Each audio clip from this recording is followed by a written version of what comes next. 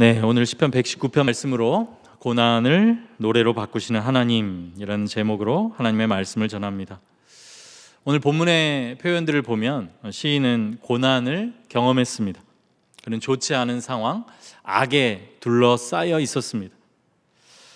내게 소망을 가지게 하셨나이다, 이런 표현을 통해서 그가 소망이 없는 상태에 있었다는 것을 우리는 알 수 있습니다.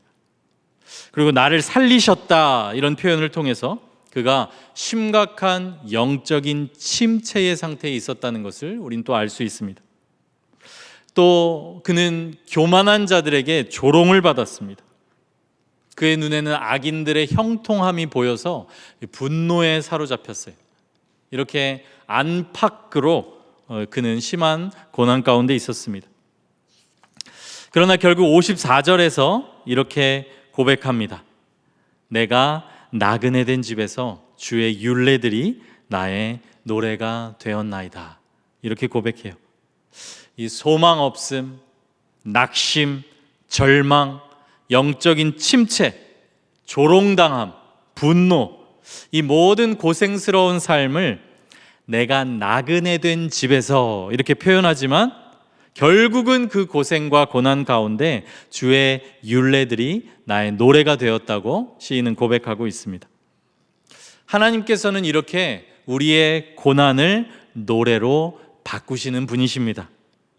오늘 혹시 이 자리에 영적으로 지쳐 있고 또 변하지 않는 상황과 기도의 제목 때문에 낙심과 소망이 없는 상태에 있다고 느껴지시는 분들 계시다면 오늘 이 말씀을 통해서 주님께서 새로운 소망을 주시기를 바랍니다. 그러면 하나님께서는 어떻게 고난을 노래로 바꾸시는가 본문을 통해서 살펴보겠습니다. 첫째로 하나님께서는 소망을 회복시키심으로 고난을 노래로 바꾸십니다. 한번 49절 말씀 한번 함께 읽겠습니다. 시작. 주의 종에게 하신 말씀을 기억하소서. 주께서 내게 소망을 가지게 하셨나이다. 소망을 회복시키시는 것으로 고난을 노래가 되게 하세요. 오늘 49절 이 말씀을 보시면 이 소망의 회복은 하나님의 말씀으로부터 왔습니다. 그런데 이 말씀이 그냥 말씀이 아닙니다. 주의 종에게 하신 말씀이라고 시인이 고백해요. 이건 그냥 말씀이 아니고 주의 종에게 하신 말씀, 즉 나에게 하신 말씀입니다. 나에게 하신 말씀. 이것은 객관적인 진리인 하나님의 말씀이 성령의 감화, 감동, 조명하심에 의해서 지금 우리들에게 주관적으로 적용되었다는 것을 보여주고 있어요. 이때 하나님의 말씀이 우리의 소망을 새롭게 합니다. 이때 하나님의 말씀이 내 말씀이 되는 것이에요. 주의 율례들이 나의 노래가 되었다. 이 고백도 비슷한 고백입니다. 주의 율례들은 찾아보니까 원어로 법 또는 법령이에요. 딱딱하고 재미없는 것입니다. 지루한 것이에요. 거기에는 멜로디도 감정도 박자도 없어요. 근데 이 주의 율례들, 이 딱딱해 보이는 하나님의 말씀이 성령의 역사에 의해서 나에게 적용될 때, 그 말씀이 내 말씀이 될 때 나의 이야기, 나의 노래가 된다는 것입니다. 사랑하는 여러분, 말씀이 그냥 말씀이 아니라 내 말씀이 되는 은혜, 성경이 그냥 이야기가 아니라 내 이야기, 내 노래가 되는 이 은혜를 여러분 사모하시기를 바랍니다. 그리고 이렇게 우리가 성령 안에서 우리들의 이야기가 되는 이 성경은 무엇보다도 소망의 이야기예요. 그렇죠? 성경은 소망의 이야기예요. 꺼져가는 등불 끄지 않으시고 상한 갈대를 꺾지 않으시는 이 소망의 하나님이 그 소망을 어떻게 이어가시는지를 보여주시는 것이 성경의 이야기입니다. 그래서 이 성경의 이야기에는 항상 이 고난과 역경, 비참, 절망, 이게 배경으로 등장합니다. 이런 배경은 오늘 시인이 경험한 고난이기도 하고 또 우리들의 인생과도 같습니다. 그러나 하나님께서는 우리가 성경의 많은 이야기들을 통해서 정말 볼 수 있듯이 그 많은 이야기를 절망으로, 비참으로 끝내지 않으세요. 이 성경의, 구약 성경의 이야기들 특별히 보면 신약에도 마찬가지지만 정말 소망이 1%도 없다, 그렇게 보여지는 그 상황들에서 시작되는 이야기들이 많이 있습니다. 그런 상황들이 중간에 나오는 이야기들도 많이 있고요. 그런데 하나님께서는 항상 그 비참하고 아무런 소망이 없는 것 같은 그 이야기를, 그 상황을 가장 아름다운 이야기로 바꾸어내세요. 그렇죠? 또한 그리스도의 사역도 죽음으로 끝나지 않습니다. 결국에는 부활하셨으며 그 부활을 통해서 또 새하늘과 새 땅의 그 약속을 통해서 그 마지막 영원한 약속을 보증하십니다. 혹시 어떤 상황, 어떤 이유 때문이든지 소망이 없다라고 생각하시는 분들이 혹시 계십니까? 하나님의 말씀을 통해서 이 소망의 하나님을 다시 바라보시기 바랍니다. 우리들의 이야기도, 우리들의 이 땅에서의 인생도 이 하나님의 크신 이야기 안에 들어있어요. 그리고 우리들이 죽으셨으나 부활하신 그리스도 안에 있습니다. 그러므로 우리들의 이야기도 절대로 비참과 절망으로 끝나지 않아요. 중간에 비참과 절망을 경험할지라도 항상 더 크고 신실하신 소망의 하나님의 완전하신 뜻이 이루어진다는 것을 여러분 믿으시기 바랍니다. 사랑하는 여러분, 소망이 없다고 느껴질 때 이 성경의 많은 이야기들을 기억하시면서 이 말을 마음에 새겨보시기 바라요. 저도 굉장히 힘들 때 이 말을 구약의 이야기, 성경의 이야기들을 통해 이렇게 마음에 한 문장으로 새겼어요. 어떤 말이냐면 아직 이야기가 끝나지 않았다, 이 말이에요. 아직 이야기가 끝나지 않았다.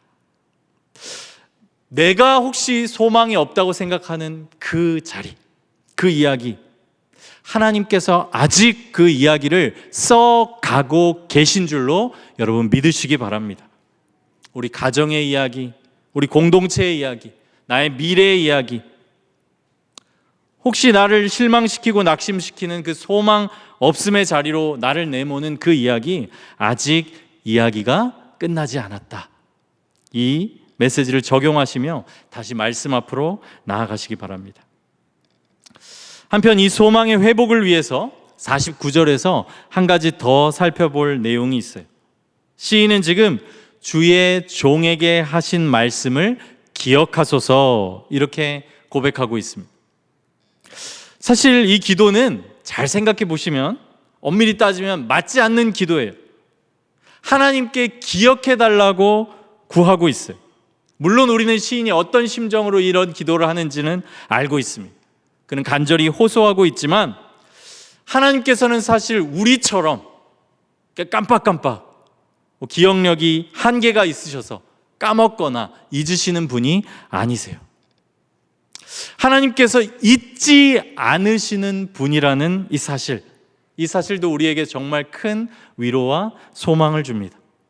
우리는 잊어요. 나는 있습니다. 그리고 사람들도 있습니다. 그러나 하나님은 잊지 않으세요. 요셉이 감옥에 갇혀 있을 때 요셉의 은혜를 입었던 그 술 맡은 관원장이 요셉을 기억했을까요? 나가서 기억하지 못했어요. 잊어버렸어요.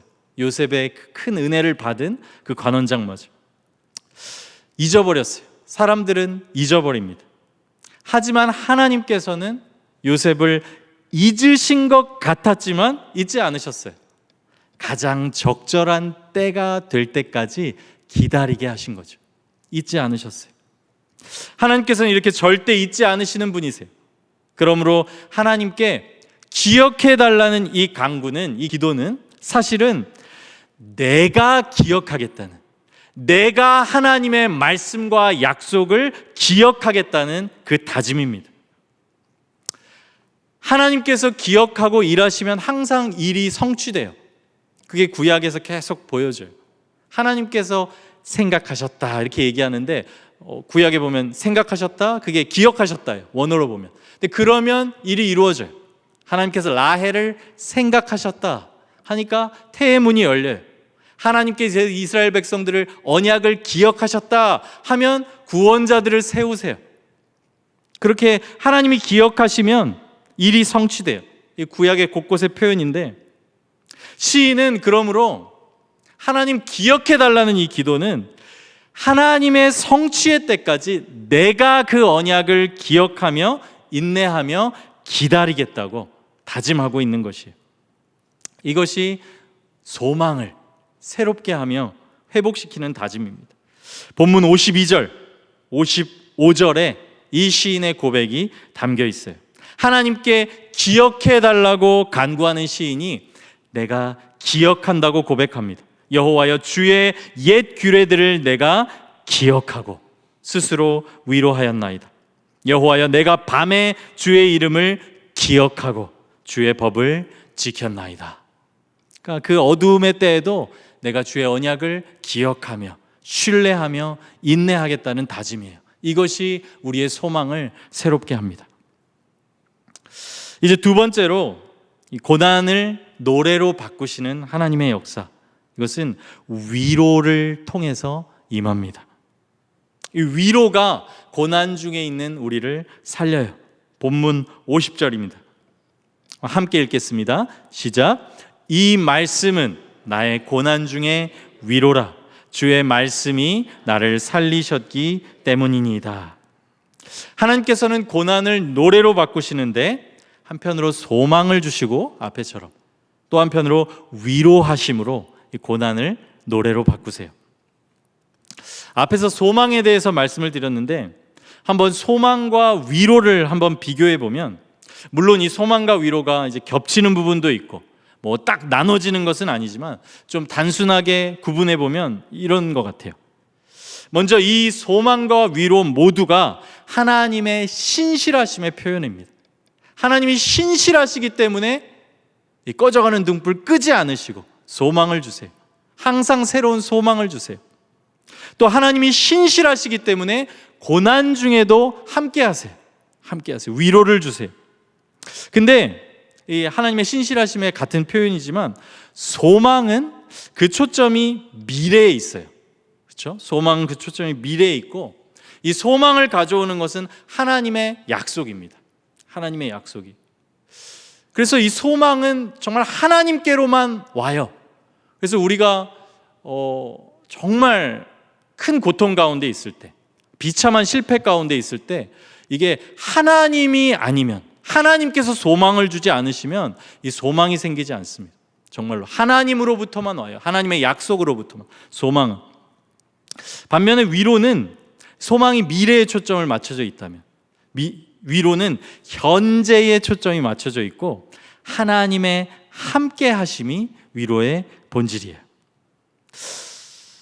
이렇게 소망은 미래와 관련된 것이고 하나님의 약속과 관련된 것이기에 아까 말씀드린 것처럼 하나님만이 주실 수 있고, 그래서 우리는 소망의 회복을 위해서 오직 하나님 앞으로 나아가야 돼요. 반면 위로는 이 근원은 동일하게 하나님께 있습니다. 그리고 그 본질은 하나님의 함께 하심이에요. 그래서 우리는 어려운 상황에서, 상황이 너무 어렵지만 그래도 하나님께서 나와 함께 하시는구나, 이걸 느낄 때 우리는 위로를 받아요. 위로를 얻어요. 근데 이 하나님의 함께 하심을 우리가 어떻게 경험하는가 생각해 보면, 물론 말씀을 통해서도 경험합니다. 말씀을 통해서도. 근데 사실 정말 마음이 힘들고 어려울 때 말씀이 잘 읽히나요? 저는 잘 읽히지 않던데, 사실 그 고난과 환난 중에 있을 때는 우리의 믿음이 약해져서 이 하나님의 말씀이 잘 들리지 않고 예수 그리스도의 임재가 이렇게 잘 느껴지지 않을 때가 있어요. 그래서 하나님께서는 이 환난 중에서도 반드시 함께 하시는데, 그 함께 하신다는 그 위로를 하나님의 사람들을 통해서 전하십니다. 하나님은 하나님의 사람들을 통해서 하나님의 위로를 전하세요. 사도 바울의 말씀이 고린도후서 1장 3절에서 4절 말씀입니다. 찬송하리로다. 그는 우리 주 예수 그리스도의 하나님이시요 자비의 아버지시요 모든 위로의 하나님이시며, 그 위로가 하나님으로부터 온다는 것을 말씀해요. 그런데 우리의 모든 환난 중에서 우리를 위로하사 우리로 하여금 하나님께 받는 위로로서 모든 환난 중에 있는 자들을 능히 위로하게 하시는 이시로다. 이렇게 고백합니다. 하나님께서는 우리가 고난 중에 있을 때 가만히 계시지 않으세요. 위로하시되 하나님의 말씀뿐만 아니라 하나님의 사람들을 통해서 함께 하심을 보이시고 위로하세요. 저도 정말 어려운 상황에서 받았던 잊혀지지 않는 위로가 있어요. 미국에서 공부할 때 저희 신학교 교수님 한 분이 계신데, 그 교수님께서 사모님과 함께 제가 아주 어려운 상황에 처했을 때 저희 집으로 찾아와 주신 적이 있어요. 교수님이. 당시에 이제 미국에서 아내가 아파서 이제 미국에서는 검진을 받을 수 있는 길이 막혀가지고 검진을 위해서 아내만 이제 승연이랑 같이 한국에 갔었던 상황이었어요. 그래서 저는 이제 딸들이랑 미국에 있고 이제 승연이랑 아내는 한국에 있었던 상황이었어요. 근데 이제 한국에서 아내가 검사를 받으면서 이런 검사 결과들을 알려주는데 그런 검사 결과들이 예상치 못하게 너무 안 좋은 소식들이 들리는 거예요. 이제 시차가 있으니까 저는 이제 밤이거든요. 그런 소식을 들을 때. 그럼 밤에 그 소식을 들으면서 너무 불안하고 정말 막 마음이 아프고 이런 어려운 상황이었던 거예요. 근데 그런 상황을 아시고 교수님이 위로해 주기 위해서 이제 오신 거죠. 근데 그때 이제 과일과 함께 교수님이 사모님이랑 같이 오셨는데 닭죽을 만들어 오셨더라고요. 닭죽을. 미국 교수님이에요. 미국 교수님인데 닭죽을 직접 만들어서 오셨어요. 그날이 어떤 날이었냐면 그 다음 날에 이제 아내 수술 일정에 맞춰서 급하게 저랑 이제 딸들도 아내가 수술을 하니까 급하게 이제 한국으로 들어오려고 그 다음 날 그 비행기 티켓팅을 해놓고 그 다음 날 한국으로 출발하려고 준비하고 있었을 때, 근데 또 그때 마침 둘째 주연이가 아팠어요. 몸살에 걸려서 막 고열이 나는 거예요. 그러니까 정말 엎친 데 덮친 격으로 그런 상황이었는데 그 다음날 비행기를 타야 되는 그런 상황에서 그러니까 너무 참 마음도 힘들고 상황도 어려웠는데 그때 교수님과 사모님이 닭죽을 직접 만들어서 집으로 찾아오신 거예요. 한국 사람들이 아프고 힘들 때 어떤 음식을 먹는지를 찾아보셨대요. 그래서 그 레시피를 다 해가지고 만들어 오신 거예요. 근데 맛있었어요. 맛있었어요. 마늘도 들어있더라고요. 간 마늘. 제가 요리는 잘 모르지만. 그리고 실제로 그 닭죽을 먹고 주연이가 나았어요. 나아서 그 다음날 비행기를 무사히 타고 그래도 급박한 상황에서 올 수가 있었어요. 그날 정말 마지막으로 헤어지기 전에 미국에서 너무 그 힘든 마음 있을 때, 경황 없을 때 그 교수님께서 저를 이렇게 꽉 안아주시면서 기도해 주셨던 게 잊혀지지를 않아요. 이렇게 수염이 있는 교수님이었는데 그 수염이 제 살에 닿았던 그 느낌이 따뜻하게 가슴과 가슴을 탁 맞대면서 기도해 주셨던 그 기도가 잊혀지질 않아요. 사실 어찌 보면 그렇게 막 어마어마한 건 아니에요. 그렇죠? 닭죽이었어요. 닭죽. 찾아와서 끌어안고 기도해 준 것이었어요. 근데 그 위로와 하나님께서 함께하고 계시다는 메시지가 그 당시에 저에게는 정말 꼭 필요한 거였어요. 꼭 필요한 거였어요. 사랑하는 여러분, 이렇게 하나님께서는 고난 중에 있는 주의 백성을 하나님의 사람들을 통해서 위로하시고 함께 하시면서 구체적으로 그들의 필요를 채워주세요. 그걸 통해서 내가 지금 상황 어렵지만 하나님이 함께 계시구나, 이 위로를 느끼게 하신다는 거예요. 우리는 이 함께 하심과 위로를 누리는 사람들이에요. 하나님께서 고난 중에 우리에게 이런 위로를 주십니다. 여러분들도 경험하셨을 거예요. 그리고 이 위로는 정말 그때 우리를 살려요. 말씀도 잘 안 들리고 그리스도의 임재는 느껴지지 않지만 하나님의 사람들의 이 위로가 전해지면서 심령이 살아나는 거예요.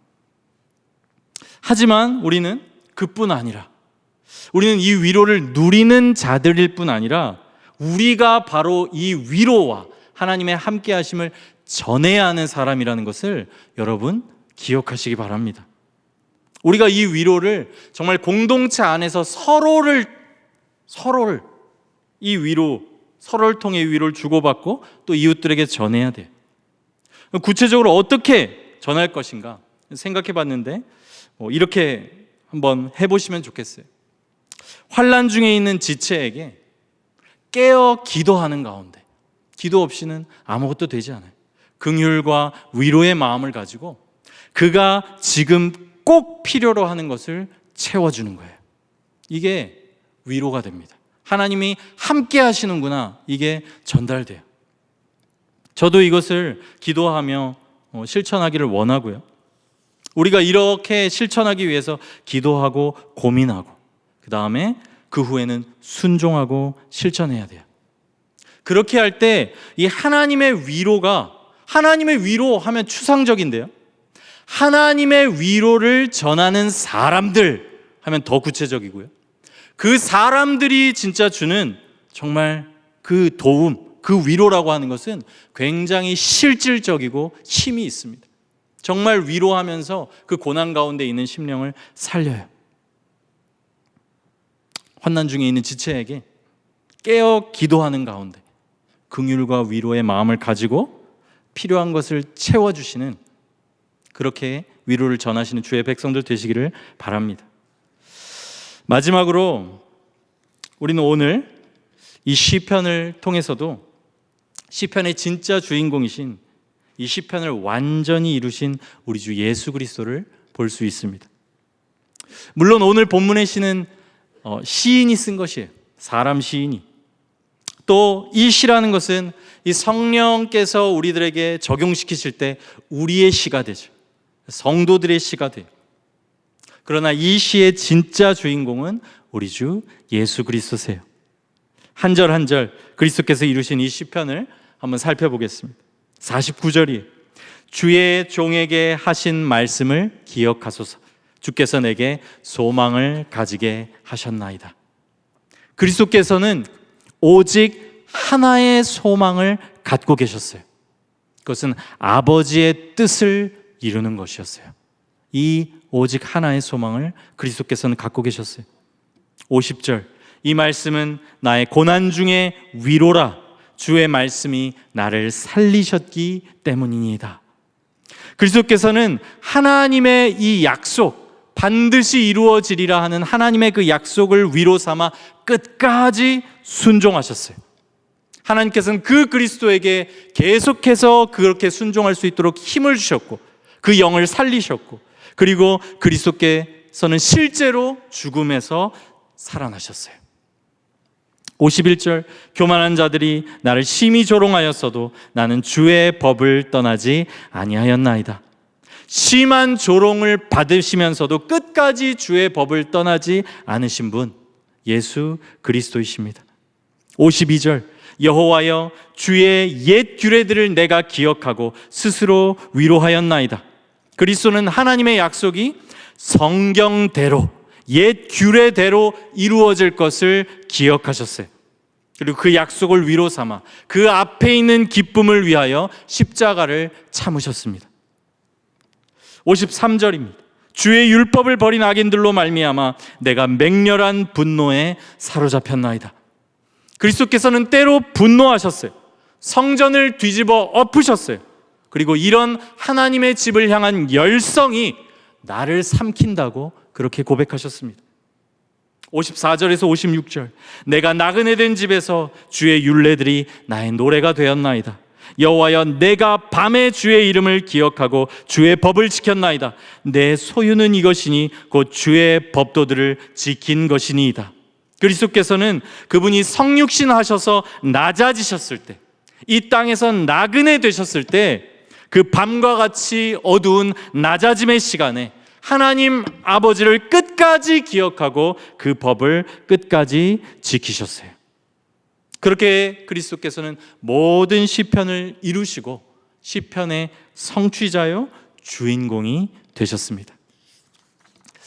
내가 아니라 그리스도께서 이 시편의 주인공이고 성취자라는 사실은 내가 정말 이 시편의 메시지가 적용되는 것보다 더 큰 위로와 소망을 줘요. 왜냐하면 그리스도께서 이 시편의 주인공이시고 성취자라는 그 의미는 예수님께서 이 성경의 모든 예언과 약속을 그분이 이미 다 이루셨다는 것이고, 그분이 이루신 것을 은혜로 우리에게 주셨다는 것을 의미하기 때문이에요. 우리는 이 그리스도 안에 있어요. 그래서 내가 내 힘으로 어떤 소망을 찾아야 하는 것이 아니에요. 내가 그분과 함께하기 위해 위로를 얻어내기 위해 막 발버둥 쳐야 하는 것이 아닙니다. 그분이 이미 다 이루셨고, 그분은 이미 우리의 소망이 되셨으며, 그분은 영원히 나와 함께 하시고 영원한 우리의 위로자이세요. 우리는 그 그리스도 안에 있기, 모든 것을 다 이루시고 그 다 이루신 것을 은혜로 우리에게 주신 그 그리스도 안에 있기 때문에 오직 그분의 은혜로 이 땅에서 또 영원히 소망을 얻고 위로받으며 살아갑니다. 그래서 고난이 노래로 바뀝니다. 말씀을 맺습니다. 사랑하는 여러분, 하나님의 약속, 하나님의 말씀을 통해서 소망을 새롭게 회복하시기 바랍니다. 환난 중에 있는 자들에게 또한 우리 서로 그 크신 하나님의 위로를 전하며 사시기를 바랍니다. 그리고 모든 것을 이루신 그 그리스도 안에서 오직 은혜로 우리의 인생의 고난과 고통도 결국은 노래로 바꾸신다는 것을 기억하며 언제나 새 소망 가운데 하나님의 위로를 누리며 살아가시는 저와 여러분 되시기를 바라겠습니다.